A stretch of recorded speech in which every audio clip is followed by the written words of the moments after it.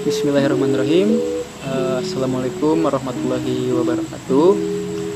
Izin memperkenalkan diri, nama saya Muhammad Dani Aji, NPM C1A230014. Di sini saya akan menjelaskan tentang hukum asuransi guna menyelesaikan salah satu tugas yang diberikan mata kuliah hukum asuransi. Baik, yang pertama yaitu saya akan menjelaskan tentang latar belakang asuransi. Asuransi lahir dari kebutuhan manusia untuk mengurangi resiko kerugian di masa depan, seperti kerusakan, kehilangan, kecelakaan, atau kematian. Konsep ini muncul karena ketidakpastian hidup, dan melalui asuransi, risiko tersebut bisa dialihkan ke perusahaan asuransi sebagai pihak penanggung. Seiring perkembangan zaman dan kompleksitas hidup, asuransi berkembang jadi alat perlindungan finansial yang penting, baik untuk individu maupun badan usaha. Lalu yang kedua, dasar hukum asuransi di Indonesia.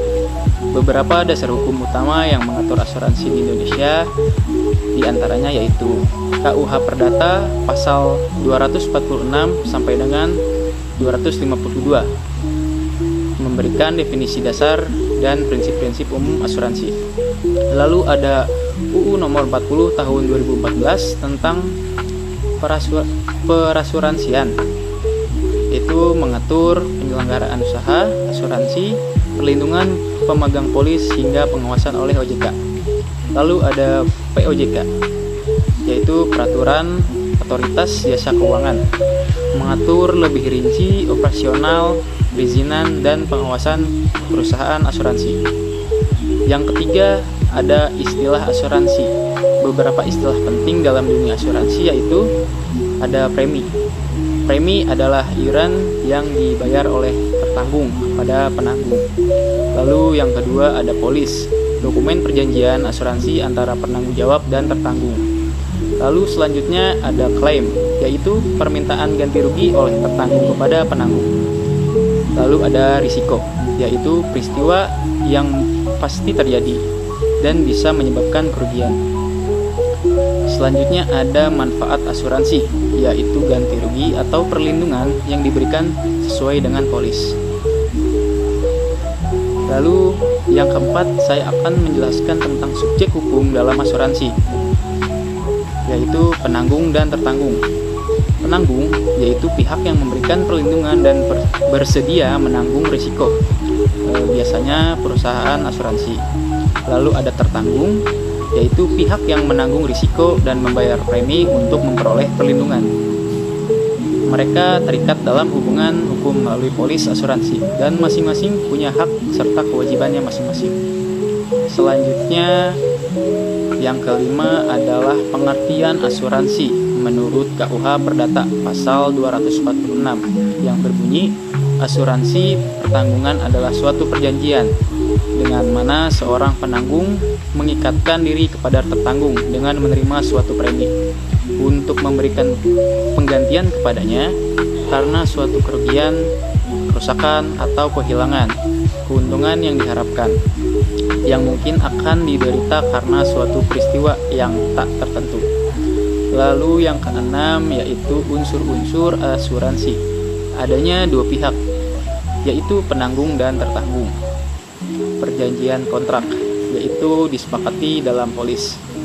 Selanjutnya ada pembayaran premi dilakukan oleh tertanggung. Dan juga ada pengalihan risiko, yaitu dari tertanggung ke penanggung. Selanjutnya ada ganti rugi atau manfaat, diberikan jika terjadi risiko yang dijamin. Selanjutnya ada peristiwa yang tidak pasti atau yang memicu pembayaran klaim. Selanjutnya yang terakhir mungkin ada perbedaan unsur, sifat, dan pengelolaan asuransi berdasarkan peraturan perundang-undangan. Yang pertama yaitu unsur asuransi, seperti dijelaskan di atas: perjanjian, resiko, premi, ganti rugi atau manfaat, penanggung dan tertanggung, dan B. Sifat asuransi, kehati-hatian atau prudensial, saling percaya atau trust. Konsensual, berdasarkan kesepakatan. Aleatori atau hasil tertanggung pada peristiwa tidak pasti.